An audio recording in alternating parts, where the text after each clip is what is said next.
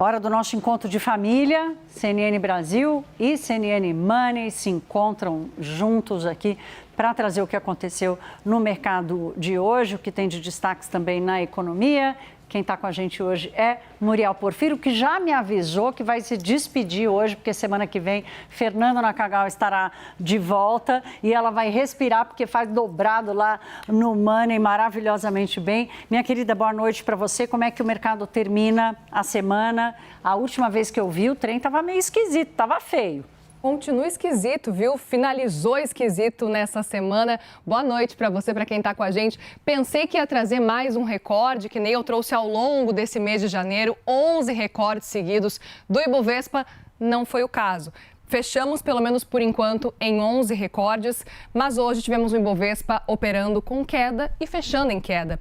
Bora ver juntos, então, como é que ficou esse mercado no dia de hoje, gente? Preparamos uma arte para vocês aqui, para que vocês entendam sobre esse comportamento do mercado, especificamente no dia de hoje, tá? Sexta-feira, então, Ibovespa fecha com essa queda de 0,69% nos 136.464 pontos, muito distante já dos 190 mil pontos que a gente chegou a tocar lá no comecinho da semana, empolgou bastante gente. Eu confesso que pensei que a gente podia chegar nos 200 mil logo, mas não foi bem o caso, tá? Voltamos para esse patamar. Dólar, gente, que subiu bastante também, subiu 0,60% e já passou do patamar dos 5,20, agora toca os 5,23 e é assim que fecha a semana no dia de hoje, na sexta-feira. Ibovespa que sentiu bastante o impacto, especificamente da Vale, que divulgou balanço ontem de resultados do quarto trimestre e, no fim das contas, a gente viu o Vale caindo mais de 2% e a gente sabe o peso que ela tem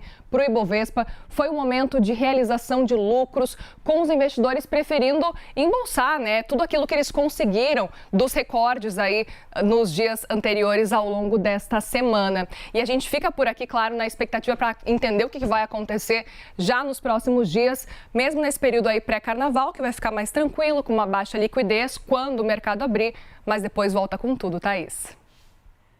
Muriel, hoje saiu também dado da inflação nos Estados Unidos, que é para onde o mundo inteiro está olhando, porque afinal de contas, a depender de como ela anda, o Banco Central responde e há uma preocupação de efeitos de tarifaço, de aumento de petróleo. O que saiu?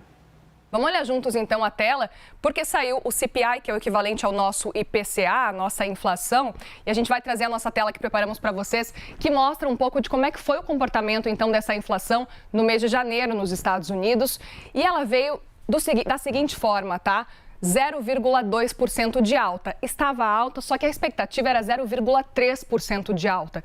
Isso movimentou muito o mercado no dia de hoje. A gente viu altas relevantes, principalmente lá nos Estados Unidos, bolsa subindo bastante depois desse resultado. Muita gente recalculando rota, porque a expectativa era na verdade, de um cenário aí que a inflação continuasse subindo, mas 0,3%. Não que ela aparecesse aí em 0,2%. O vilão do mês de janeiro lá nos Estados Unidos foi a habitação, a questão envolvendo energia elétrica, que acabou pesando um pouco mais no bolso dos norte-americanos. E aí, gente, essa inflação que veio um pouquinho menor do que a projeção, eu até falo que em 12 meses ela ficou em 2,4%. A previsão era 2,5%. E aí eu lembro que a meta do Federal Reserve, do Banco Central americano, é especificamente 2%. Portanto, a gente está cada vez mais acompanhando o Banco Central americano caminhando em direção a essa meta, o que foi uma boa notícia, tá? E aí, diante desse cenário, a gente viu o mercado se movimentando.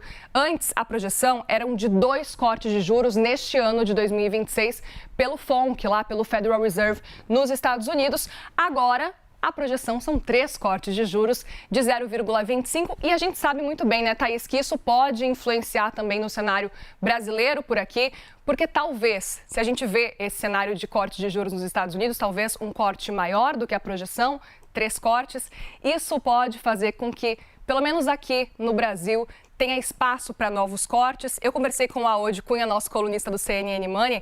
Ele disse que não acredita que possa ter tanto impacto, porque é só 0,25%, né, de corte lá nos Estados Unidos. Mas são 3 cortes, ao todo 0,75%, então, de corte nesse ano de 2026. Essa é a previsão depois dessa inflação. Vale a gente ficar atento para ver o que vai acontecer.